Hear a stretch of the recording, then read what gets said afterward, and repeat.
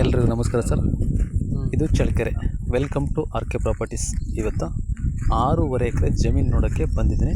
ಚಳ್ಳಕೆರೆಯಿಂದ ಬೆಂಗಳೂರಿಗೆ ಹೋಗ್ತಕ್ಕಂಥ ಹೈವೇಯಿಂದ 10 ಕಿಲೋಮೀಟ್ರ್ ಒಳಗಡೆ ಹೋದರೆ ಈ ಒಂದು 6.5 ಎಕರೆ ಜಮೀನು ಬರುತ್ತೆ. ಈ ಜಮೀನಲ್ಲಿ ನಿಮಗೆ 4.5 ಎಕರೆ ಬೇಕಾದರೂ ಕೊಡ್ತಾರೆ, 6.5 ಎಕರೆ ಬೇಕಾದರೂ ಕೊಡ್ತಾರೆ. 2 ಥರ ಬೇಕಾದ್ರೆ ನೀವು ಮಾಡ್ಕೋಬೋದು. ಇದು ಮಣ್ಣೇನು, ಬೆಲೆ ಏನು, ಲೊಕೇಶನ್ ಏನು ಅಂತ ನೋಡೋಣ. ಫಸ್ಟ್ ಇದರ ಮಣ್ಣು ಸರ್, ಇದು ಪ್ಯೂರ್ ರೆಡ್ ಸಾಯಿಲ್. ಇದು ಒಳ್ಳೆ ವಾಟರ್ ಏರಿಯಾದಲ್ಲಿದೆ ಅಂತಂದರೆ ಅತ್ಯಂತ ನಿಯರಲ್ಲಿ ಒಂದು 2.5 ಕಿಲೋಮೀಟ್ರ್ ದೂರದಲ್ಲಿ ವೇದಾವತಿ ನದಿ ಬರುತ್ತೆ. ಮತ್ತು ಇದೇ ಜಮೀನಿಂದ ಒಂದು 500 ಮೀಟ್ರ್ ಹೋದರೆ ಒಂದು ಕೆರೆ ಕೂಡ ಬರುತ್ತೆ. ಒಳ್ಳೆ ವಾಟರ್ ಸೋರ್ಸು ಮತ್ತು ಫೀಡಿಂಗ್ ಎಲ್ಲ ತುಂಬ ಚೆನ್ನಾಗಿರುತ್ತೆ. ಮಣ್ಣು ಕೂಡ ತುಂಬಾ ಚೆನ್ನಾಗಿದೆ, ನೀರಾವರಿ ಮಾಡ್ಬೋದು. ಇದು ಚಳ್ಳಕೆರೆಯಿಂದ ಬೆಂಗಳೂರಿಗೆ ಹೋಗ್ತಕ್ಕಂಥ ಹೈವೇಯಿಂದ 10 ಕಿಲೋಮೀಟ್ರ್ ಒಳಗಡೆ ಬರಬೇಕು.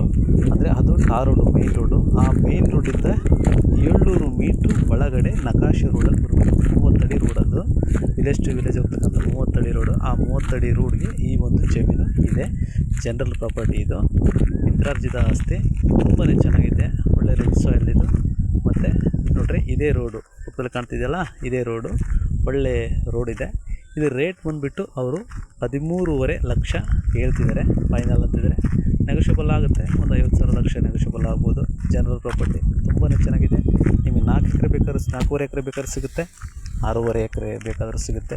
ಒಳ್ಳೆ ಲೊಕೇಶನ್ನು. ಇದು ಬೆಂಗಳೂರಿಂದ ಒಂದು 180 ಕಿಲೋಮೀಟ್ರ್ ಆಗ್ಬೋದು. ಚಳ್ಳಕೆರೆಗಿನ್ನ ಮುಂಚೆನೇ ಬರುತ್ತೆ.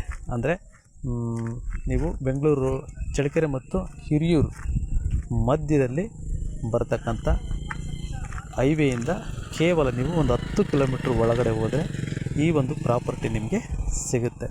ಚೆನ್ನಾಗಿದೆ. Okay, thank you sir, thank you very much.